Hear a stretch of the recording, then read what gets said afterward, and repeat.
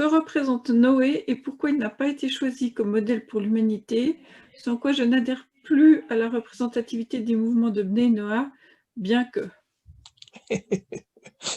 Là, je vais me faire des ennemis, là.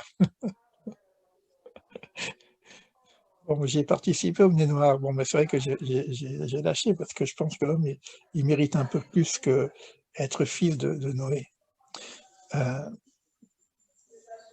Noé n'est pas choisi comme patriarche. Il est gracié. Noé trouvera grâce. Mais on dit que c'est un homme parfait.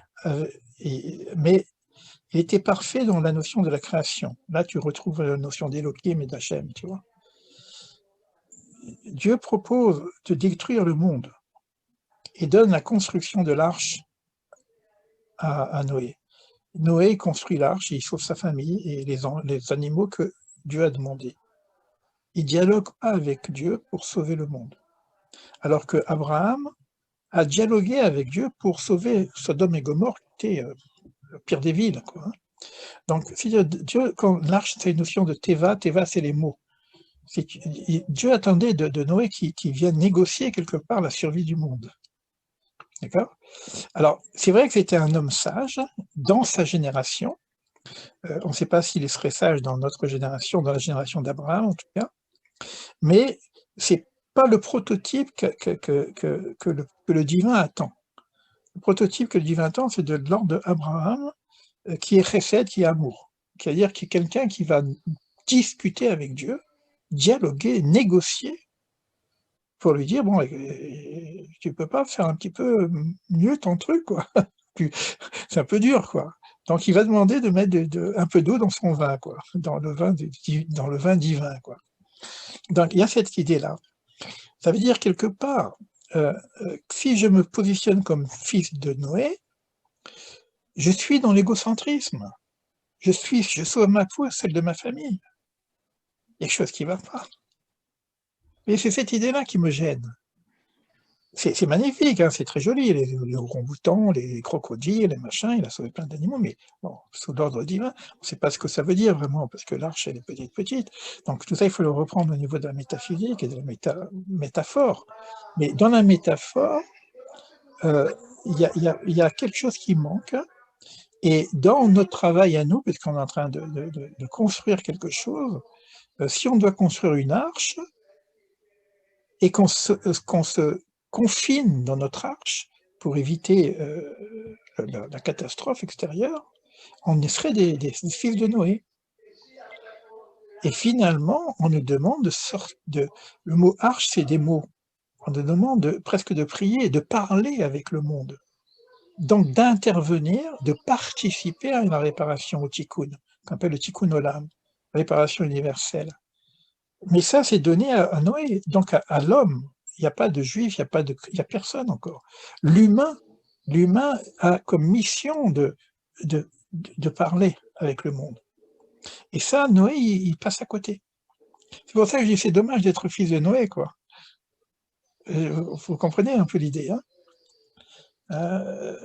Donc, après, il va y avoir dans les fils de Noé une répartition. Il va y avoir Ham, il va y avoir Japhet, il va y avoir Shem. Donc, et donc il va y avoir quelque chose qui va se passer. Donc c'est vrai que c'est une réalité que le monde, au niveau biblique, va sortir de Noé, puisque c'est un nouveau prototype de l'humanité. Bon.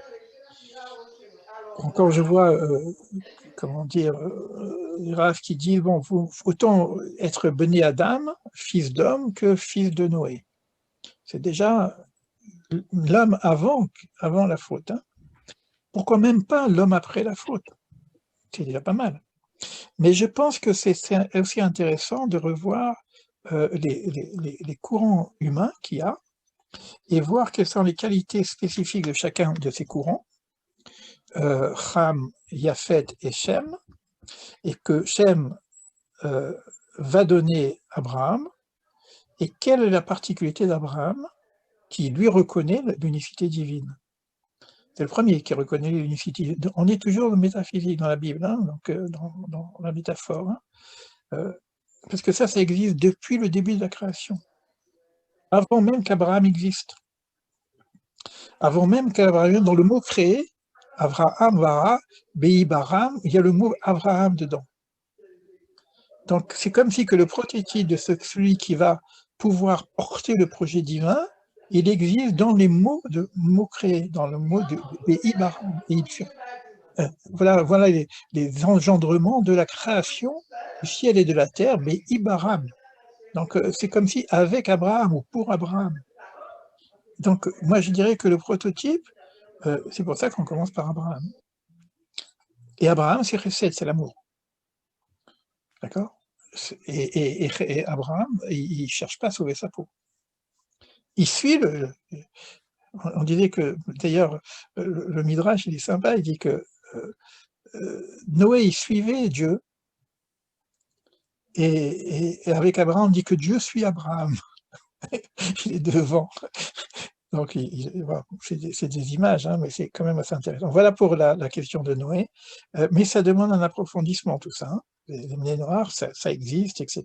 Les lois Bnei Noach, les lois universelles, etc. Donc, c'est des lois qu'on va retrouver, qu'il faut maintenir hein, au niveau des lois universelles. Mais je dirais qu'il y a mieux. Alors, pour l'humanité, je parle pas pour... il y a mieux. Et pour moi, j'entends derrière Abraham l'hébreu. Abraham a ivri. C'est quoi ivri? C'est l'hébreu. C'est quoi le mot hébreu? C'est le passage, c'est lui qui fait passer, le passeur.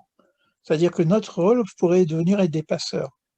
C'est quoi un passeur? Il y a une rue, je m'embarque et je fais passer les gens d'un état à un autre état. C'est du coaching, quoi, pur. Donc, on devrait être des passeurs. Donc, avec Abraham. Et c'est Abraham qui va porter dans son sein Isaac, qui va porter dans son sein Jacob, qui va s'appeler Israël. Donc, il y a peut-être un prototype d'humanité qui s'appelle Israël, mais qui est un prototype d'humanité universelle. C'est-à-dire que tout à chacun pourrait arriver à cette notion d'humain, parce que c'est le dernier mot de la Torah. Le dernier mot de la Torah, c'est Israël. L'homme, il est Adam, il termine par Israël. Donc Israël doit concerner l'humanité entièrement. C'est pas simplement une religion des Juifs. Sinon, bon, moi, je change de métier, quoi.